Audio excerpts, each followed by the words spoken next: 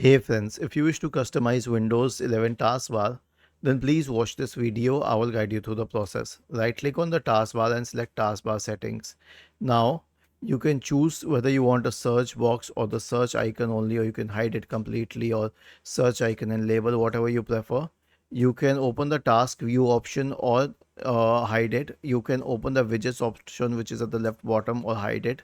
And then you can choose whether you want certain system tray icons. See what happens, they keep on adding up here. Or you can choose not to have these.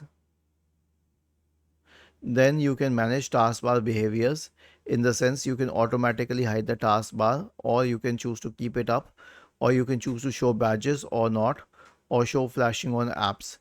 Was this helpful? If yes, then please subscribe to the channel. If not, then let us know in the comment section of the video on how we could help you further. Thank you for watching this video and have a nice day.